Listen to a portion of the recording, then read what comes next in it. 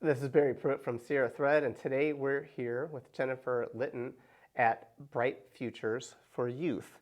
It's a new facility for two different organizations. And Jennifer, can you tell me a little bit about the structure Sure. of your business? What's your mission? Yeah, absolutely. So the mission of Bright Futures for youth is to ignite the potential of youth today for vibrant communities tomorrow. And our vision is that every young person has hope, opportunity, and the capacity to succeed. And so Bright Futures for Youth is an umbrella organization that hosts three core programs: the Friendship Club, the Neo Youth Center, and our SAFE program, which addresses the needs of youth experiencing homelessness. So that is the structure. We're the kind of overall umbrella, and those are the three core programs that serve our community. Oh, wow. And that's actually way more than I thought you guys do here. It's a lot. It's quite a bit. That's got a lot of work. It's a lot of work. And so since 2020, when Friendship Club and NEO decided to come together, we had just launched our program for homeless youth the year before that. So it all was a perfect storm. And then COVID came and gave us time to talk. And so we sat down and we talked about our values. We talked about our goals for youth in our community. We had seen a change in our community since the inception of the Friendship Club, say in 1995.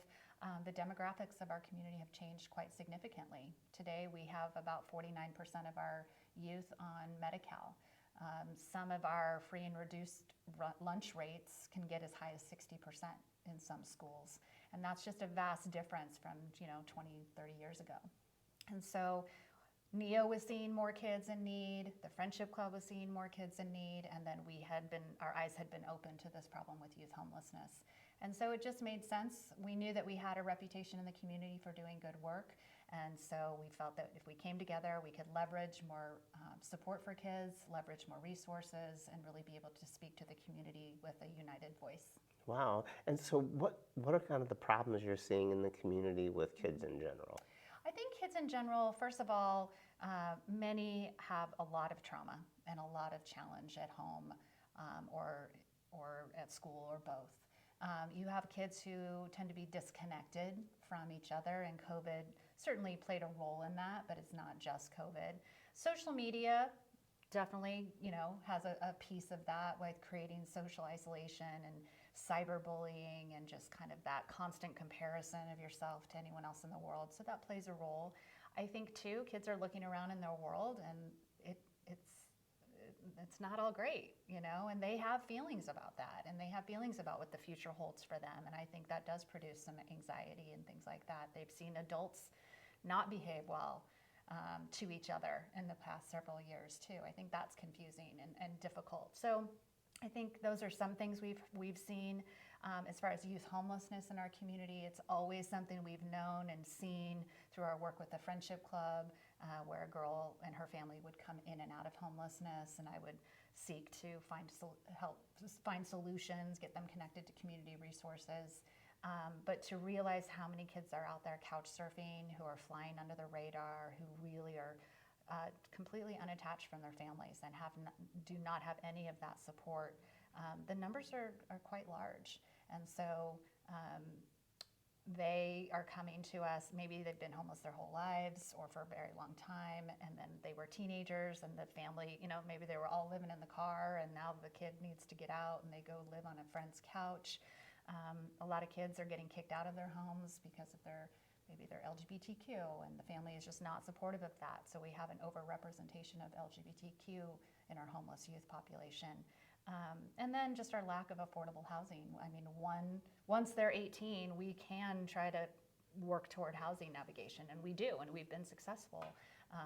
But that's always a challenge to find those spaces. How do you deal with like gender dysphoria and LGBTQ issues and kids who are maybe a little bit confused? How do you do that? Well, first and foremost, we are here as a non-judgmental, accepting, loving space. So no matter who you are or what your name is, we honor that and we welcome them here.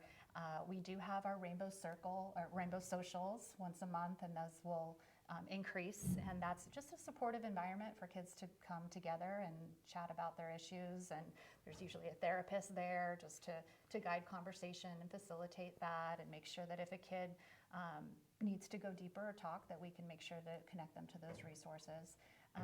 So we don't have a judgment about that. We have a loving and open space about that. And at the end of the day, we're here to help them with leadership skills and building connection and making, learning what positive relationships look like, getting excited about the future.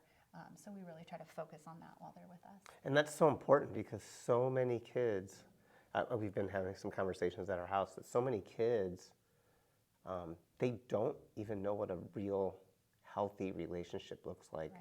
And then when they go through life and they meet someone, they think it's a healthy relationship, but it's just something they already knew, and they didn't even realize that people have other relationships. It's fascinating how that kind of work you guys do, and helps so much. Yeah, and getting in one of those relationships can just, it sucks. It sucks your power. It sucks your ability to think for yourself and make good decisions for yourself. And yeah, you can just see that spiral. And so trying to get in all of our programs, has always been there at Friendship Club and now in SAFE, and I know even more will happen at NEO, but making sure, they know what boundaries need to be. They know what red flags are. And you're right, when you haven't seen what a healthy relationship is, you might assume a relationship just is a certain way. And so if you're engaged in that, that just seems normal. Another piece of that can be just drama, the drama that gets created around just life in general. It can be so chaotic in the home, or so difficult, and there's just a lot of yelling or miscommunication and things like that. That just becomes the way you think it is. And so everybody's like that. Everybody's like that. And so, again, giving them an opportunity to see how to handle conflict calmly and respectfully, and giving them those moments. It's not like every kid here is always going to be getting along, but how do we work through that with you so everyone can keep coming and build that relationship, instead of just either somebody having to decide to not come anymore because there's a conflict that hasn't gotten resolved. So we really want to work with the kids on those resolutions. So if you had a magic wand, what is your goal for the children or the youth in our community? Yeah, well, our goal is to make sure that as many youth who need connection and love and support are getting it, that they know there are places where people care about them, that they can come and be themselves, that they can come to learn and just have fun, that they can explore their creative sides of them, and that they can feel really confident as they graduate high school, that they have skills to go on to whatever step it is that they want to, whether that's career technical education or college or straight into the workforce, that they feel confident in having purpose, that they see a path for themselves. They've had enough people invest and think about how they could support them to give them those healthy models, that they eventually can turn back and turn into those role models, which I know many of them will. I was a gymnastics coach for years. Yeah. How many kids still call you and they're like in their 30s and they have kids themselves and they still contact you and tell you, thank you so much for helping me out? Yeah, lots. Thankfully, because of my age and the girls that I worked with in the Friendship Club for so long, they're 40, a lot of them, and they're all geeky old people like me with Facebook. New kids don't have Facebook, but all my kids have Facebook, so that's how I get to stay in touch with them, and it's heartwarming to see them raise their children, and just knowing how hard things were for them and what the choices they've made, the hard work they put in, how many reach out to me and say, I'm in this new community, we have to have a Friendship Club, how do I do it? We have local business owners, we have city council people, so lots of success. And it's wonderful to see that. My favorite quote is, thank you for always talking to us. I know we didn't always look like we were listening, but we were, Right. And that just reiterates what we all know. Sometimes kids are in attitude, sometimes, you get teenager stuff, but at the end of the day, if you provide consistent, loving messages, it gets in the hard drive, it's in there, it's there when they need it, and I love it when they thank me, but I don't need them to. They're living their lives is thanks enough. Yeah, you can watch vicariously and Yeah. kind of live through them. It's amazing. Absolutely. So Just real briefly, tell me about the facility a little bit. Right, so we're in the brand new NEO Youth Center. So in 2015, NEO was able to open a youth center about 1,800 square feet over on Jaworski. They ran that for the 5 years before COVID, and then they had to cease with that facility. We went into our merger, and then about a year ago, we started a capital campaign to get this first floor renovated for the NEO Youth Center. And so we have completed that now. We had a great party last night with over 200 kids, 6th through 12th grade. I was here, it was crazy. You were here, it was crazy. So they ended up with a dance party at the end and all kinds of fun. And we will open for business November 6th. And starting that week, we will start welcoming kids here every day. The kids that were playing in the band were awesome. So Yeah. I don't know what the name of the band was or who the kids were, but they were really, really, really good. Well, one of them I think was Neon Theory, and the leader of that band actually is our music coordinator, Johnny. So that's great. So when kids come, we have an art room. We're in our art room right now. We have an art coordinator who's here to have activities for them to join into or do self-directed art. Johnny will be in the music room, helping with lessons, coordinating live shows, helping kids get, hey, you're a guitar player and you're a drummer. Maybe you guys could get together and That music form room a is band. sick. It's really awesome. Yeah, it was amazing with all the guitars. I took a picture, I'll put on there later, Good. all the guitars and the basses and the drums. Yes, Amazing. and that's been wonderful. NEO has accumulated all of that over the years because that's just always been a core piece of NEO is music and art. We have video games, pool table. There's chessboard out there, I see. So yeah, it's really designed to be, again, a place where kids can come in and just do what they need to do that day. They can grab a coffee in the cafe, courtesy of Rotaries in Nevada County. Thank you all, the Rotaries.